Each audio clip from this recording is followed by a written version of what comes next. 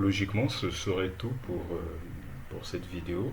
Enfin, pour qu'est-ce que je raconte, pour tout ce qui est lié au formulaire. Dans cette vidéo, je veux simplement tester sur les autres champs de saisie que nous avons vus. Par exemple, je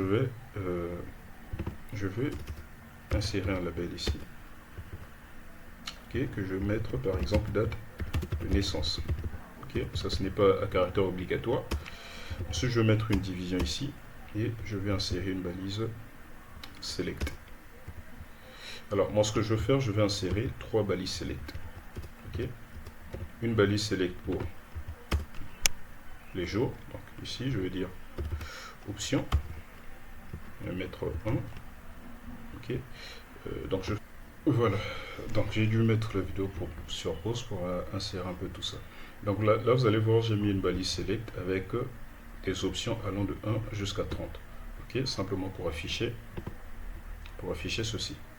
Ok, et donc je vais faire autant pour les mois et quelques années. Ok, voilà, donc j'ai fini. Vous voyez que j'ai inséré des options ici jusqu'à 31, ensuite des options ici jusqu'à ceci, ainsi de suite.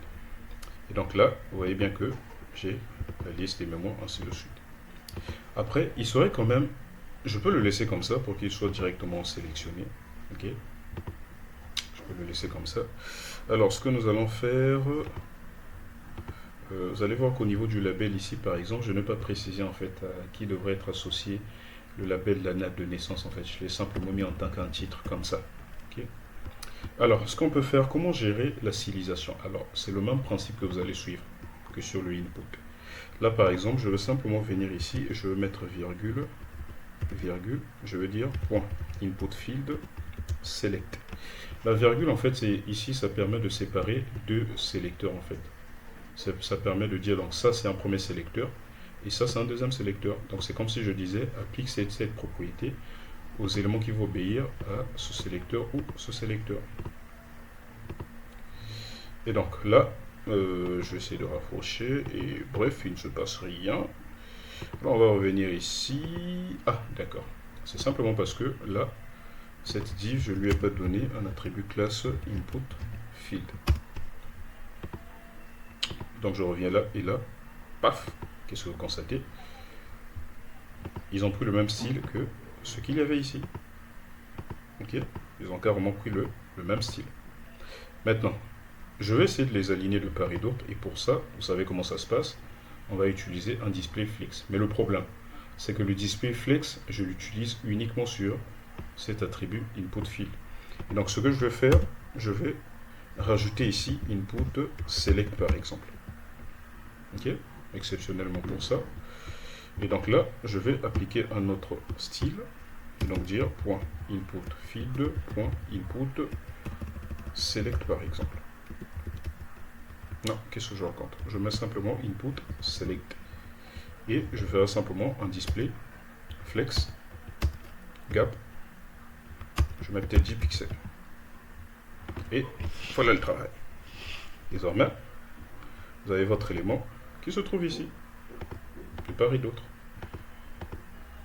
N'est-ce pas? Voilà. Et donc voilà un peu comment vous stylisez vos éléments de type input avec select. C'est la même chose avec le texte arrière aussi.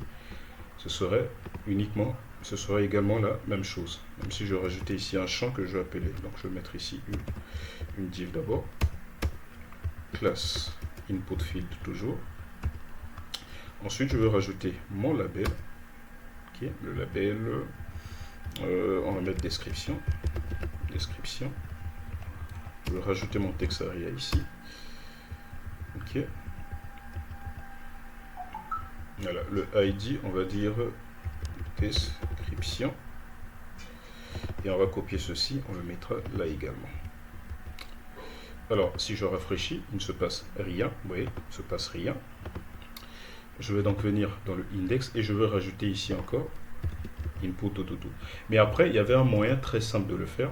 Ok, je pouvais simplement définir une classe en fait pour l'ensemble de ces éléments. Je pouvais simplement mettre classe input par exemple. Attention, là c'est maintenant une classe. Non, vous je vous connais. Enlever input ici. Je vais dire simplement field. Ok. Là également, je vais simplement rajouter l'attribut classe ici, field. Ok. Je vais rajouter un peu partout. Ici également field. Là également field. Partout, ici également field. Et là également field. Ok. Et ici également field. Ainsi, je pouvais simplement faire ceci en une seule instruction. Je mettais simplement point field. Et là, automatiquement, vous voyez que la propriété s'applique un peu partout. Alors, au niveau du focus également, ici, je mettrai simplement point field, focus, pour gérer le focus aussi. Ok. Et là, vous voyez bien que tout a été activé. Partout, vous voyez bien que tout est opérationnel. Alors, il semble que je n'ai pas appliqué le sur le premier. Ah, là, j'avais mis l'as. Ok, donc vous voyez bien que tout est opérationnel. Intéressant, magnifique. Ok, et donc là, vous allez voir que mon élément se redimensionne. Malheureusement, je peux simplement le cibler de manière spécifique. Je dirais simplement texaria. Ok, et je veux dire resize. Je dis simplement none. Et là, je désactive la fonction. Je peux saisir comme je veux. Et donc voilà, c'est tout pour ce qui concerne le HTML. Qu'est-ce que je raconte sur les formulaires. Donc à partir de la prochaine vidéo, nous allons nous concentrer sur les éléments médias.